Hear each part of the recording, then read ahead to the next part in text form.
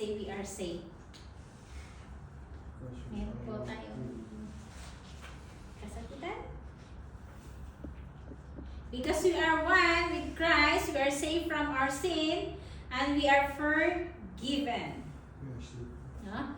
So in Colossians chapter 1, verse 13 to 14, sabi dito, God our Father has saved us from the authority of bad dark powers.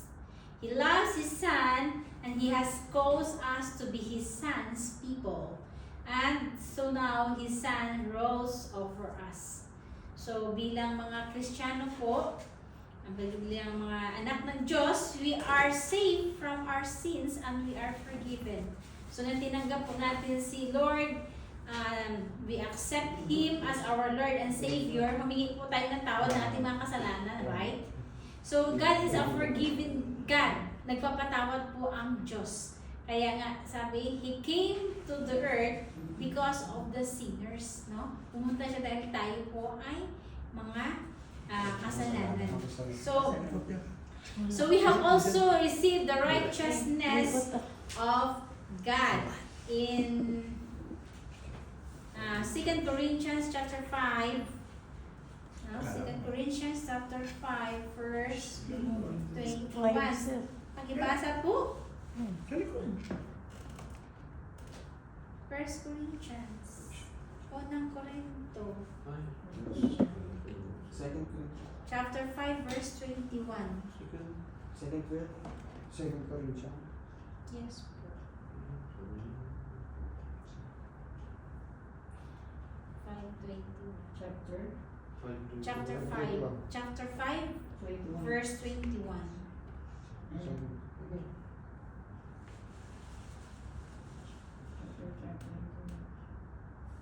Yaong hindi nakakilala nakakilala ng kasalanan ay kanyang inaring may sala dahil sa atin upang kayo maging sa kanya'y katuwiran ng Diyos. Tinubos po tayo ng ating Panginoon, no?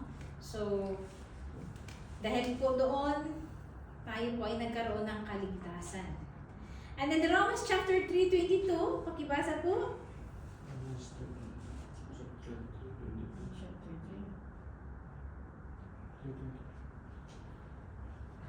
Romans 3, chapter 3, verse 22. Romans. Pinapawalang sala ng Diyos ang lahat ng sumasampalataya kay Jesucristo sa pamamagitan ng kanilang pananalig sa Kanya, maging Hudyo o man o Hentil. Wow, praise God. Maging Hudyo man po Hentil. Basta tumanggap po sa ating Panginoon, no? Sabi nga dito sa Colossians chapter 1 verse 14, God's Son has made us free so that God will not punish us because of His Son. God has forgiven us for the wrong things that we have done, no? So tayo po ay tumanggap sa Panginoon, humingi po tayo ng kapatawaran, and God forgive us, no? Pinatawad po tayo ng Panginoon.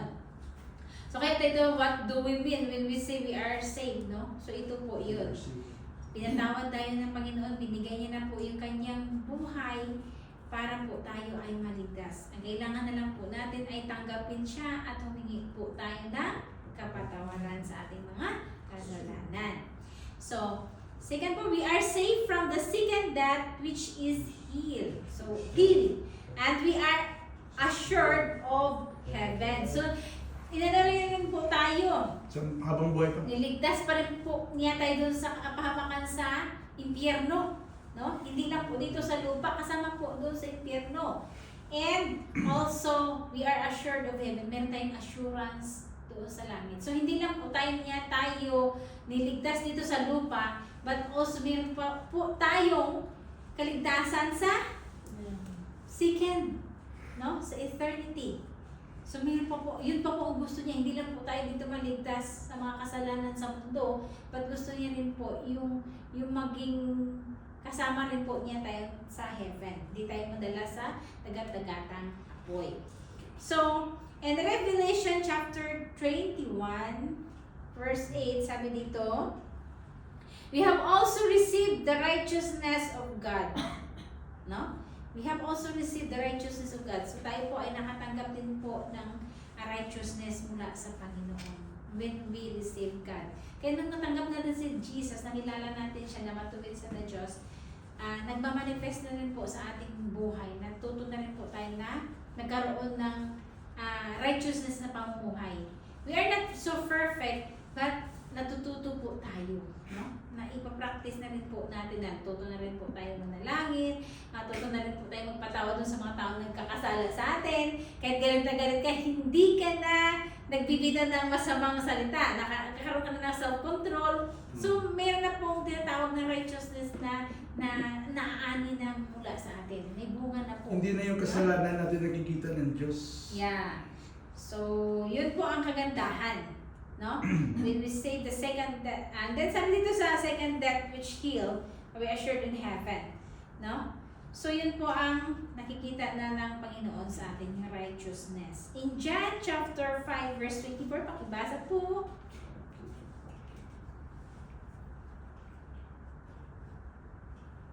John chapter 5 verse 24.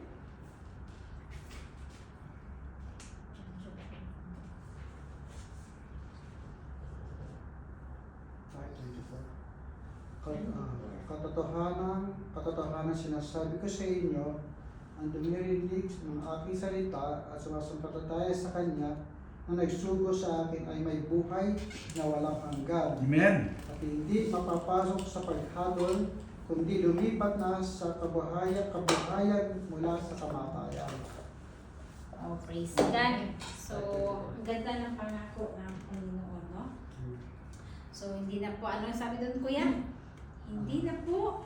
Kundi lumipat na sa kabuhayan mula sa kamatayan. So, ano tayo, tinubos tayo ng Lord, no? Mula sa kamatayan para sa mabuhay tayong third day. So, Kaya dapat hindi kita maging Kristiyano. talagang i-work out natin, no? Talagang i-work out natin. So, in John chapter 11, verse 25 to 26, pakibasa po.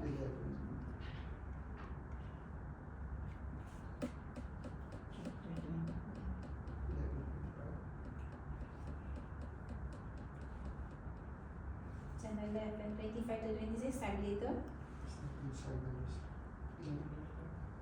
John 11. Sinasabi sa kanya ni Jesus, ako ang Sa ilalim nito. kabuhay na maguli at ang kabuhayan na sumasampalataya sa akin, pagamat siya'y mamamatay, kayo may mabubuhay siya. Amen. Amen. Praise God. So, yun po ang pangako ng Diyos. In Philippians chapter 3, verse 20, pakibasa po.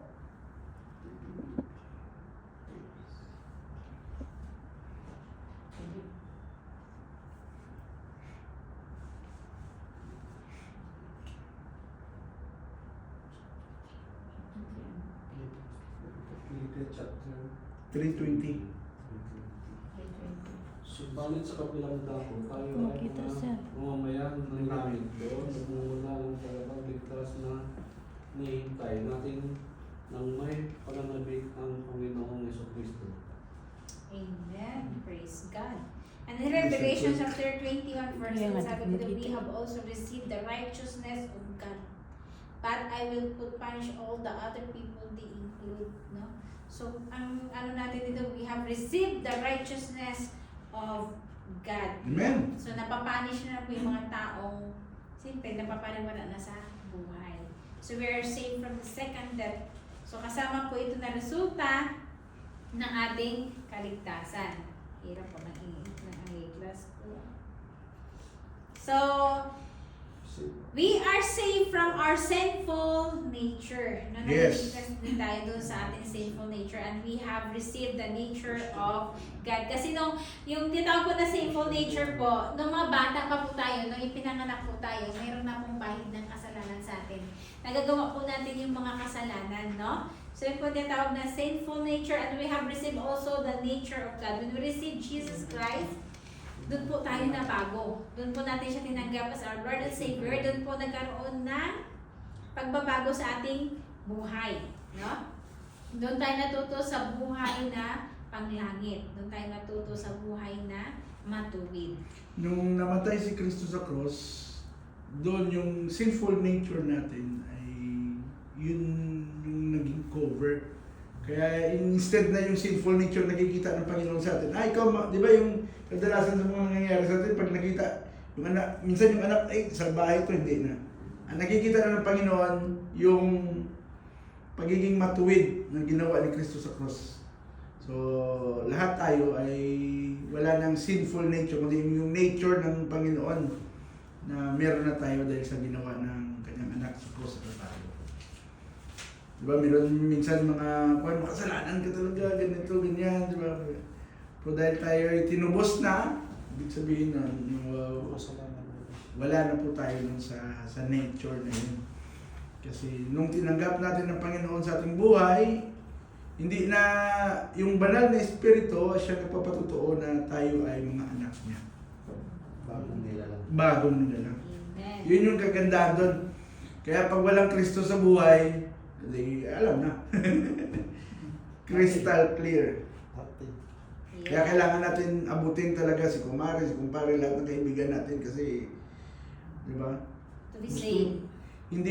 Kumbaga, ang langit ay inilagay ng Diyos, hindi lamang para sa atin, hindi para sa lahat. Para mas masaya, sabi ko nga ni Mang Inasal, the more the merrier eh. Amen. So dito po sa what we do when we say we are saved, sabi pa dito, we are saved from our sinful nature and we have received the nature of God. Yes. So na-receive po natin nature ng Panginoon. In 1 John chapter 3 verse 9, it says, sabi? Ang sino mang ipinanganak ng Diyos ay di may kakasala, sapagkat ang kanyang binhi ay nananahan sa Kanya, at siya hindi maaaring magkasala, sapagkat siya ipinanganak ng Diyos. Hallelujah! So, anak ba tayo ng Diyos? Amen. Amen! So, kung anak tayo ng Diyos, ano na yung nakikita sa atin?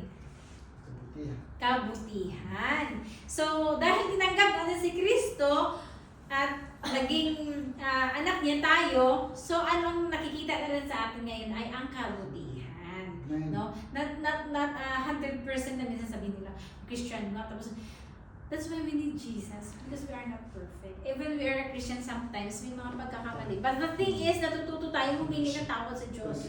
No? Meron tayong nilalapitan na, Lord, patawad talaga, hindi ko na kontrol kanina, nakapagsalita ko ng ganito, gano'n, no? So yun ang kagandaan kasi meron na tayong tinatawag na confession. Meron tayong hinihingian ng tawad. Meron tayong nilalapitan. Kasi alam natin yung Diyos natin na buhay ay tunay. At yun ay nakikita na sa atin yung bunga dahil ipinamamaya na sa atin yung kaligtasan. Amen. So gusto natin maging tulad niya dahil gusto natin na maging kawangis niya dahil gusto natin na makasama siya. At gusto din natin siyempre na maligtas tayo at hindi tayo mapapahamak doon sa tagat-tagatang apoy. No? So, in 2 Peter chapter 1 verse 34 it says, ano sabi dyan?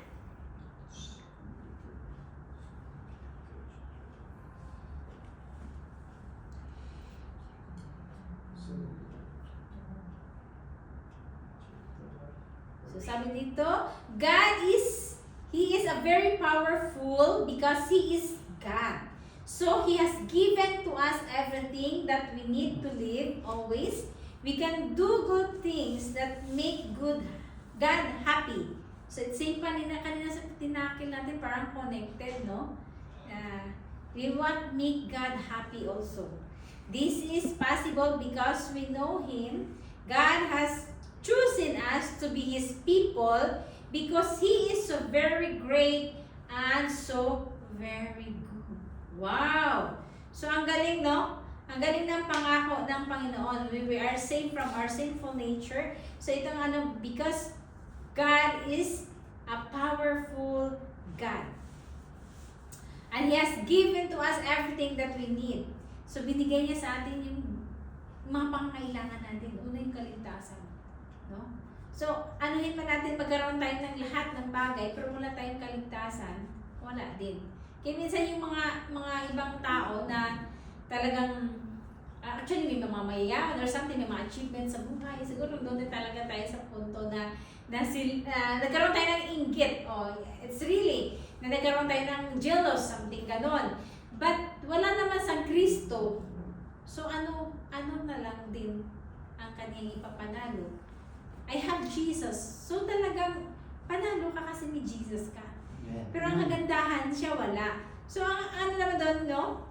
Ang nakikita naman natin doon na bagay na kung meron kang kompleto na promise ng Lord, which is salvation. So yun ang kagandahan kasi ipinamana sa atin ng Diyos yung kaligtasan. No? So this is a very powerful word. He is a God. And He give everything to us. So kahit hindi man tayo kumpleto kung anong gusto natin, but we are so thankful because we are complete. Nandun na kay Lord lahat eh. God will provide everything we need. So hindi po tayo mag-hesitate na yung salvation pa lang, malaking bagay na yun na ibinigay niya sa atin, na nakilala natin ang Panginoon. So it's a part then na bilang ligtas na rin sa Panginoon, kailangan din natin ibahagi yung salita ng Diyos sa mga taong hindi nakakilala. Kasi nakakaawa naman sila, yung ating nararanasan na satisfaction sa presensya ng Diyos, hindi nila nakikita yun, hindi nila nararanasan yun. We need to reach them out so that they will experience also the goodness of the Lord, the promise of the Lord, and they will experience also the satisfaction in the presence of the Lord. Amen. And number 4, we are saved from Satan's bondage and we became part of God's kingdom. So naligtas po tayo doon sa bondage, no?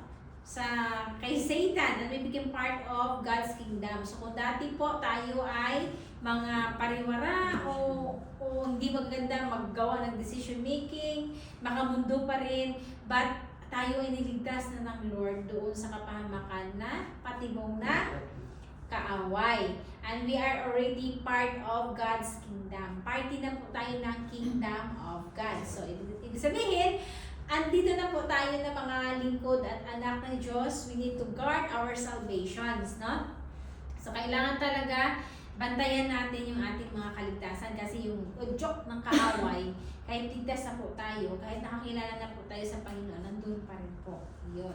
So, we need to be guarded because we are already part of God's kingdom na hindi yun manakaw ng kaaway.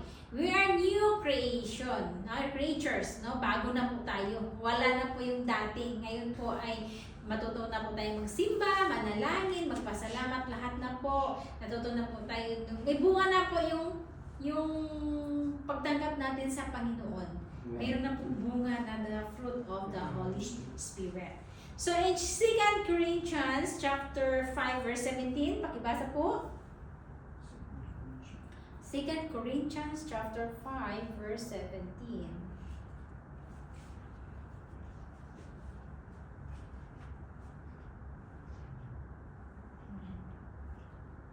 Kaya't kung ang sinuman ay na kay Kristo, siya'y bagong nilalang. Ang mga dating bagay ay nagsilipas na. Narito sila'y pawang naging mga bago. Yeah, praise God. New creature. So bagong nilalang na po tayo. Kaya sasabi na, born again. Yung hindi yung pinanganak ulit. Kaya sabi ng iba, bakit yung born again? Ba't sinatawag sila born again? Hindi naman sila nanganak ulit. No? So, ibig sabihin po, the old has gone and the new has come. So, kung yung buhay ko dati pariwara, ngayon po ay hindi na. Gusto ko na po maging matubid kasi I am the child of God. I am the part of the kingdom of God. So kaya, ayun, ako tinatawag na new creature, kaya ako tinatawag na born again. Kasi yung dati po, wala na yun. Ito na po yung buhay ko ngayon. Palasimba na po ako, mapagdasal na po ako, marunong na po ako magpapatawad, marunong na po ako manalangin doon sa ibang tao, hindi lang po yung sarili ko. So, marami na pong pagbabago na heavenly things na. Hindi na po yung makamundo. Hindi mo na po iniisip yung makamundo. Kaya tinatawag po tayo na born again. new creatures. So, bago na po yung ating buhay. So, doon po natin naiintindihan na tawag na born again. Born again. So, ang hirap naman po i-explain doon sa mga hindi pa po Kristiyano talaga. Kasi sa atin po na Kristiyano, naranasan na po natin. Yeah. Na-experience na po natin. Ito yun. Diba? So, Born again, di religion. yeah. But changing our life, no? So, ito na po yung buhay ko dati. Kung palainom ako or chismosa ako. Ngayon, chinisisimis ko si Lord na. Hindi na po yung buhay ng kapitbahay ko, no? So may pagbabago na sa atin. Yun, tinatawag tayo na born again, new creatures. So, number 5 ko, sabi dito, we are saved from Satan bondage and we became part of God's kingdom. Yun na kanina yung tinakil natin, no? So, nakakatuwa po kasi we are part now of God's kingdom, no? Na party na po tayo ng God's kingdom.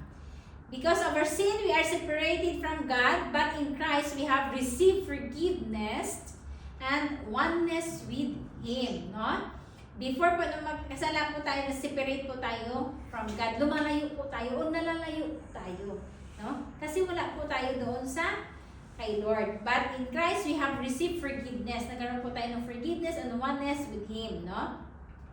The purpose of salvation is not only to spare us from the present course of sin and from going to hell, but also to restore our broken relationship with God, no? So, yun po ang kagandahan. Na-restore po yung ating relasyon sa Panginoon. Hindi lang po na dahil naligtas po tayo, hintay sa dagat-dagatang apoy, dahil wala tayong Kristo, walang pagbabago sa ating buhay, but also, ano yung ating brokenness sa Lord, na-restore. Nagkaroon po tayo ng muli na relasyon na maganda sa ating Panginoon. Nakakaiyak na po tayo, nakakasumbong na po tayo sa Kanya. Lahat po na gusto natin sabihin, nasasabi na natin. It's same po sa ating mga partner, husband and wife, o dun sa mga anak natin. Kasi nagkaroon po ng magandang relasyon, ng restoration, so nagkakaroon na po ng magandang communication. So it's same po doon sa ating Panginoon. Number 2 po, can our God work save us? Ang tanong, atin ba, can our God, can our good work save us? Can our good work save us? Yung maganda ba natin ginagawa ay makapagligtas po ba sa atin? Ano pong masagot niyo dyan? Kung wala po, kung kabutihan lang na walang pananampalataya, hindi ka maliligtas. Kailangan magkasama yun. Yung pananampalataya mo na kalakip ang mabubuting gawa. Amen. So true. No? So in Ephesians chapter 2, verse 8-9, for it is by grace you have been saved through faith, and this is not from yourselves. It is the gift of God, not by works, so that no man can boast. So, ganun po yun, no? So, para wala tayong ipagmayabang, no? So, yung good works po, ay bunga na lang po yun ang ating pananampalataya. Yes. Mayroon na tayong pananampalataya, kaya nagkakaroon na tayo ng magandang Asal. bunga. Mayroon na tayong magandang asal. So, unang po talaga ay yung pananampalataya. No? Wala ka naman pananampalataya, gawa ka na, wala ka man pananampalataya at pag paniniwala sa Diyos, ano yun? No?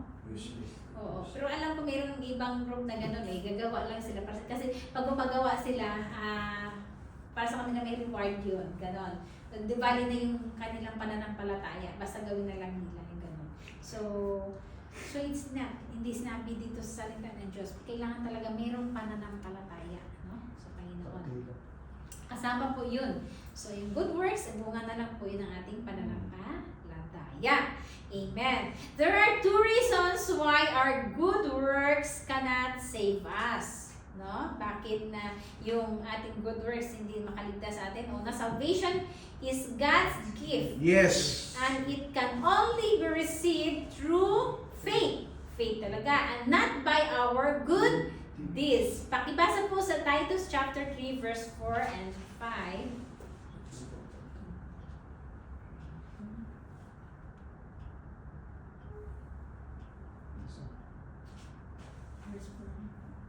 chapter 3, verse 4 to 5 po yan.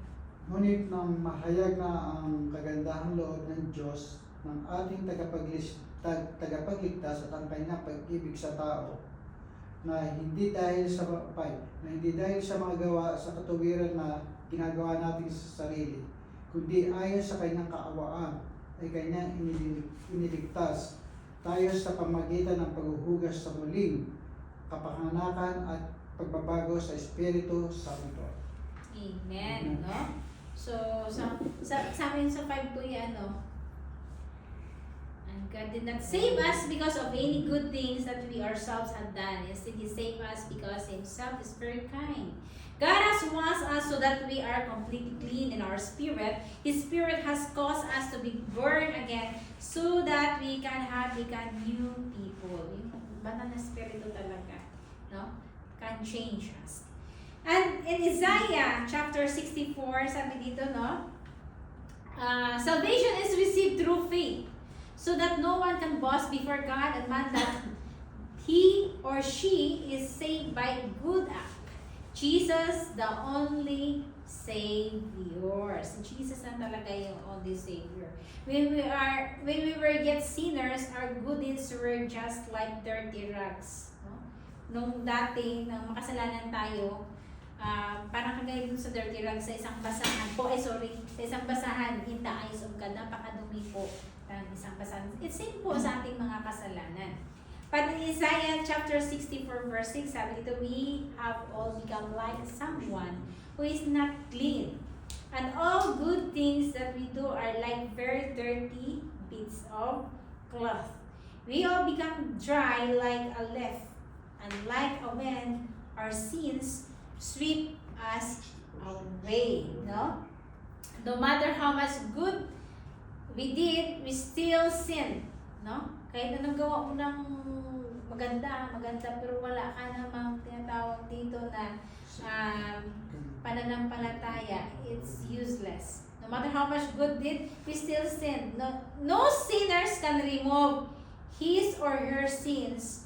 No matter how many good works she will do, the sinner is a slave to sin. No? Nagiging slave tayo sa kasalanan. So in John chapter 8:34, pakibasa po.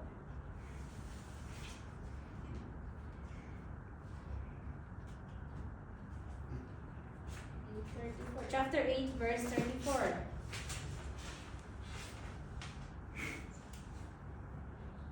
Si Kuya Joshua, magbasa. John chapter 8 verse 34.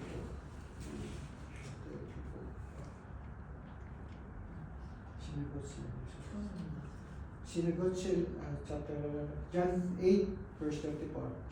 Sinagot sila ni Jesus, katotohanan sinasabi ko sa inyo, ang bawat nagkakasala ay alipin at kasalanan. Alipin at Alipin ang kasalanan. Grabe talaga, no? Lahat na nagkakasala ay nagiging alipin at kasalanan. So gusto niyo po yung maging alipin? Of course not. We want to set free. Yeah. So only Jesus Christ can save us from sins, no? Only Jesus Christ. So in Matthew chapter 1 verse 21, after we have saved, good deeds which are fruits of the Holy Spirit should be seen in us. So yun na po ang makikita sa atin, yung fruit of the Holy Spirit nung naligtas tayo, nung tinanggap natin si Jesus Christ. In Ephesians chapter 2 verse 8 to 10, it says, ano sabi dyan? God has saved you only because He Himself is so very kind. He has saved you because you believe Him. You could not save yourselves, but it is God's gift to you. No? Niligtas tayo ng Lord kasi unang-una, very kind siya. And He saved us because naniwala tayo sa Kanya. And you could not save only by yourselves. Dahil naniwala, faith talaga. No? At napakabuti po ng Panginoon. And then, binigay niya pong regalo sa atin. Hindi lang po yung ano pala kaligtasan ay binigay ko din. Regalo din pala sa atin. It's a gift. No? So, isipin niyo yun, regalo na pala yun sa atin yung kaligtasan. And in chapter 9, sorry po, John 8,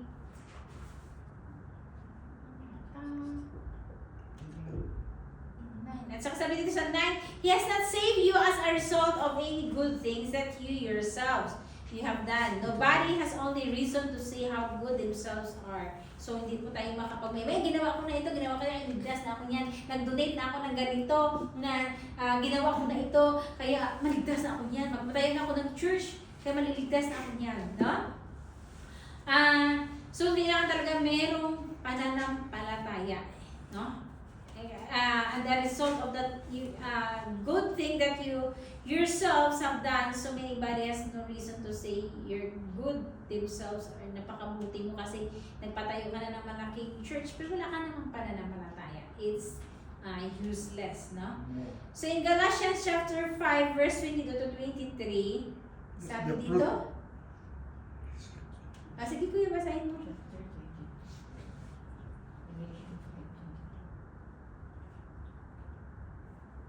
Galatians chapter 5 verse 22 to 23.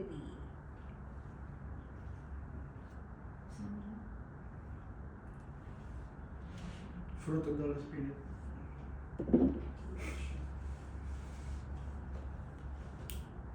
Fruit of the Holy Spirit. Doon natin. 22-23. Sapagkat tayo ay sa pamamagitan ng Espiritu, sa pananampalataya ay naghihintay ng pangako ng katuwiran. Dapat ako Espiritu Santo kay 5:22. Opo. Dapat 22 to 23 kuya.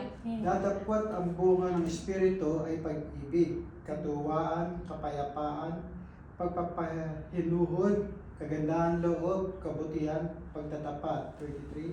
Kaamuan, pagpipigil laban sa mga gayong bagay ay walang kautusan. Amen. So yun po, no, the fruit of the Holy Spirit should be seen in us. Nakikita na po yun sa atin nang tinanggap natin sa Jesucristo. Kasama po yun sa ating kaligtasan. Kasama po na bunga ng ating pananampalataya sa Diyos.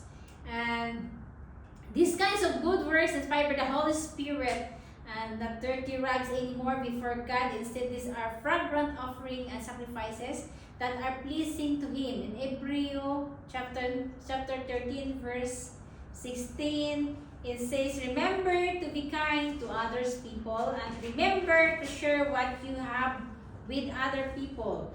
God is very happy with sacrifice like that. So, anong meron tayo?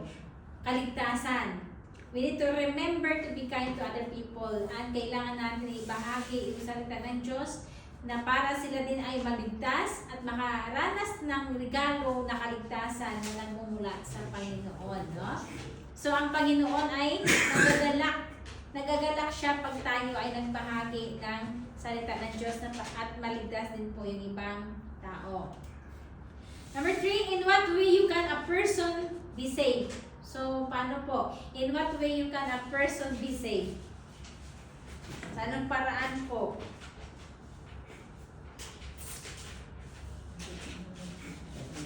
Paggawa ng kapilya. Sa anong paraan? Sumunod sa Panginoon. Sumunod sa Panginoon. So in Philippians, sabi dito na in that way, the prisoner warden asked to Paul and Silas, sabi dito, Sir, what must I do to be saved? They replied, believe in the Lord Jesus and you will be saved. Maniwala ka kay Jesus Christ. And then you will be saved, you and your household. Wow. Maniwala ka lang pala sa Panginoon. Yung paniniwala mo sa Panginoon, magkaroon ng pananampalataya, yung pananampalataya magkaroon ng bunga. Ano yung mga bunga na yun? Yung the fruit of the Holy Spirit. No? So, yun po. And believe in in the Lord Jesus Christ and you will be saved. This is the only means for a person to be saved. What do we mean by faith in Jesus Christ? No? So ano daw yun? This kind of faith is not only head knowledge and superficial, but this faith includes surrender. This includes self-denial and complete submission to the Lordship of Jesus Christ. In Galatians chapter 2 verse 20, the saving faith recognizes that Jesus Christ is forever the master of one's life. This kind of faith is described in, pakibasa sa 2 Corinthians chapter 5 verse 15. And He died for all, that those who live should live no longer for themselves, but for Him who died for him and was raised again. That's sa Tagalog po kuya. 2 Corinthians 5:15. Opo. At siya namatay dahil sa lahat upang ang mabubuhay ay huwag na mabuhay pa sa kanilang sarili, kundi doon sa namatay dahil sa kanila at muling nabuhay. Amen. Self-denial, yes. So if you commit your life to Christ, deny yourself and live for His sake, then you will be saved. No? So, to live in Christ and to die is gain. No? Mabuhay tayo sa Panginoon, yung ating to die is gain. Yung atin naman reward is pag namatay tayo. Minsan nakakalungkot din totoo. Yung namatay tayo, hindi umiiyak talaga. Hindi na ba yung totoo realidad na umiiyak tayo kasi nalulungkot tayo. Kasi mawala na tayo ng kasama na mga mahal sa buhay. But part na po yun na matanggap niya yung reward niya. No? So normal yun sa atin na may mga emotions. Na umiiyak tayo, nalulungkot tayo.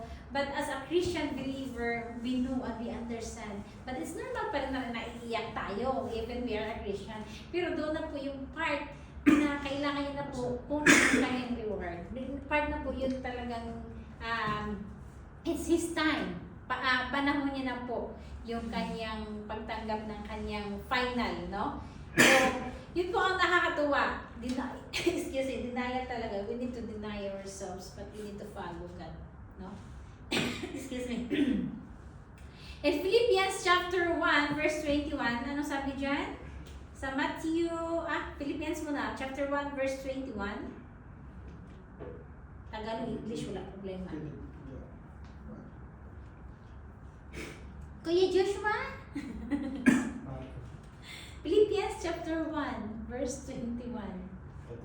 For to me, to live is Christ, and to die is gain. Yun na nga, sabi ko. For me, is to live and to die is gain. Minsan nalulungkot yung iba tayo, di sabi, buti nga, namatay ka na, pero that's a part of our life.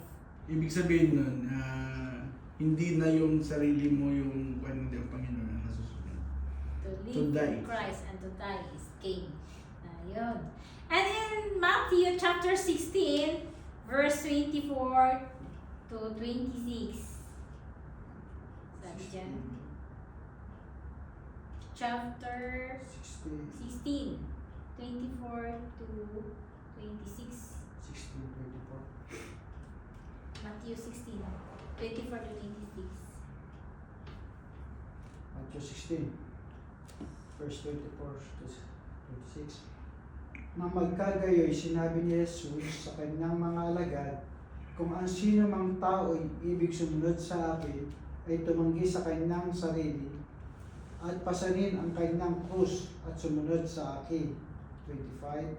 Sapagkat ang sino mang mangibig, iligtas ang kanyang buhay, ay mawawalan nito, at ang sino mang mawalan ng kanyang buhay, dahil sa akin ay makakasumpong niyaon. 26. Sapagkat ang pakikinabangin ang pakikinabangin ng tao kung makamtan niya ang buong sanlibutan at mawawalan siya ng kanyang buhay, o ano ang ibigay ng tao na katumbas ng kanyang buhay. True. Yes. Diba? Meron ka mga lahat, hindi mo naman madala sa langit. Kaya sabi mga gano'n, no? May dami naman kayaman, hindi naman madala sa langit. Wala namang reward yun. Dito lang yun sa mundo. Pansamantala. But it's a part of promise of God to bless us. We need to enjoy it. But hindi tayo kailangan na maging madamot para sa Panginoon. Kasi yung reward natin na tunay ay nasa Panginoon. Wala sa tao. Ito, survivor lang to. Survival na life as pansamantala. It's a test. Exam lang natin to kung paano tayo maging faithful para ito sa ating Panginoon. Pero talagang makakasunod tayo dun sa gusto ng Panginoon. No? So, nakakatuwa yung sabi ni Kuya, parang connected pa rin doon kanina sa preaching ko, no? Meron ka naman lahat, pero pagdating ng panahon, ano naman i-reward mo para sa inyo? Minsan, meron naman yung mga military, may flag, pero nadadala ka ba yun sa langit? Yung ano pa rin, yung faith at yung bunga ng pananampalataya at paniniwala natin sa Panginoon. Kasama. Sabi dito sa ano ba binasa ko yung Philippians, no? Matthew 16. Matthew. So number 4 po, when must a person be saved? Ito halos na-encounter to natin sa daily life natin nung hindi pa tayo nakakilala sa Panginoon. Diba? When must a person be saved? Kailan? Dati paniniwala natin pag namatay na. Diba? Tapos may nananalangin. So yung angat yung kaluluwa daw. Diba? Totoo naman talaga. Kaya sabi nila magpamanubina para yung kaluluwa aangat na aangat. So papayag ba kayo kung nagagawa nila siya ng kasalanan, ako magtutubo sa kanya? Itinubos na tayo ni Lord na kailangan nandito maniwala ka sa Lord, pananampalataya o Wala nang matira. Diba? Like for example, kung sino man si Kuya, panay siya gawain niya dito sa mundo, wala namang ano, and then ipanalangin ko lang siya para umangat ng umangat. Doon ka unfair man. Tapos ako yan, nag-i-effort sa sarili ko. Tapos siya, sige pa, ay ganun na lang pala. Hindi na lang gagawin ng lahat. Di ba? Yun yung wrong na concept ng Pero hindi, kailangan talaga kaligtasan. meron tayong bunga. Meron talagang tayong ginagawa para sa kaligtasan natin. We need to take action talaga. Hindi talaga pwedeng ganun na dahil ako, prayerful naman ako, mag-grocery ako ng sorry, or manalangin ako ng langit para sa kanya para umangat ng umangat, para makarating doon sa langit. Hanggang makarating sa langit. Alam niyo rin siguro yan, kasi nagmula din kayo doon sa mga ganong teaching. But it's not biblical po, hindi po ganon. No? Kailangan tayo po talaga mag-work out ng ating kaligtasan. Kaya sabi nga, yung kaligtasan natin hindi po naaayon sa ating kaibigan, sa ating kapwa. But it depends po doon sa ating sarili. Tayo po ang mayroong pagsusulit sa Panginoon. Hindi po yung anak natin, hindi po yung kaibigan natin, hindi po yung asawa natin. But only you and God. No? Between you and God. So yun po ang nakakatuwa. No? So now while we are still alive, not tomorrow, when we are dead, the Bible says, for it says, in the time of my favor, I heard you. And in the day of salvation, I help you. I tell you, now is the time of God's favor. Now is the day of salvation. In 2 Corinthians chapter 6 verse 2, it says, we should not wait for tomorrow, when it is too late. God is calling us now. We should not wait for judgment day before we do something about our salvation. Commit your life to Christ now, because today is your day of salvation. So, commit ourselves now. Hindi na natin sabihin bukas. Bukas ako magpakabait. Bukas ako manalangin. Bukas ako sa simba. Whatever. No? Gawin mo na ngayon. Ngayon na. Ngayon. No? So, don't waste our time. Same sa mga kabataan. Nawi-waste yung mga time nila sa mga makabundong bagay. There is a time na darating pala sa punto na, ay, sana nung kabataan ko pag ginawa ko na ito sa Word. No? So we don't waste our time. It's a part of our journey here on earth to follow and we need to work out our salvation. What is the meaning of salvation or eternal life as a gift? Romans chapter 6 verse 23. But the gift of God is eternal life in Christ Jesus our Lord. Gift. Regalo. Wow. Gift pa rin. Andun na yung gift. Kailangan mo lang, kilalanin ng Diyos, manampalataya, and then magkaroon na lang ng bunga yung iyong pananampalataya. So, ganun lang yun. Gift. Andiyan yung regalo. Regalo. Kung minsan bibigyan tayo ng regalo na Jim Moore, so something magtawtuwa na tayo, how much more yung eternal life na hindi ka na mamamatay. Yung life na hindi ka na makakaramdam na yung ganyan, magtatrabaho ka pa, magpapagod ka pa. Just enjoy the presence of the Lord. Hindi ka na malulungkot kasi wala na daw kalungkot. Hindi mo na maranasan yung lungkot. Puro na lang the presence of the Lord, yung joyful. No? Heavenly na mga bagay. Hindi ka na mag-isip anong damit ko bukas. Ano yung susuot ko sa party ni Ate Nelia? O anong iregalo ko kay Kuya mag-birthday? Hindi ka na mag-isip ano yung pakain ko sa mga anak ko. Kamusta na kayo yung nanay ko, yung tatay ko, o anong yung about the hindi na po yun. So, ito po ang kagandahan ng promesa at regalo ng Diyos sa atin. Kailangan lang po natin tanggapin. There are 3 aspects of salvation as a gift. It is given by someone. It is free. It should be accepted by the recipient. No? The greatest gift of God to us sinner is God Jesus, through whom we receive eternal life. Yun po pinakamasarap na regalo na dapat asam-asamin natin, yung regalo ng Diyos na buhay na walang hanggan. Hallelujah! We must receive Him as Lord for our Savior and for the gladness of the Father who gave Him to us. Wow! Praise God! So in application, give 3 things that impress or move you in this lesson. Ano ba yung nakaka-impress sa inyo ng 3 bagay?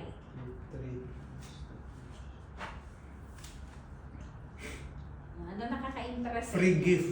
Free gift. Ano pa? Ang kaligtasan ay habang buhay pa, hindi yung mamamatay ka malalaman mo. So, yun yung nakalagitna natin eh. Dati paniniwala natin, pag tinanong mo, ligtas ka na ba? Ay, iho, wala pa ako sa langit.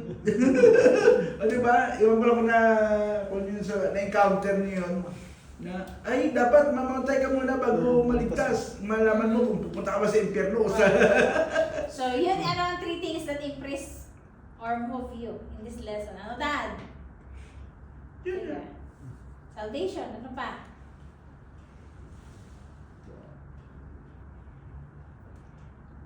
Hindi ka na nagapos sa kasalanan. Eternal life, Kuya. Ano pa, Kuya? Hindi ka na nagkapos sa kasalanan. True. Ano pa, Kuya? Accept Jesus. Accept Jesus, yeah? Kasi, 3 things that impress you eh. Move you, ang nakaka-impress sa'yo. So, alam niyo po yun ang kasagutan bawat isa po. So, do you have question regarding salvation? What are this? What are these? Meron po ba kayong tanong regarding sa salvation? So, kung wala, have you already received the free gift of salvation? Yes. If not, are you ready and willing to accept it now? Amen. Ikaw na.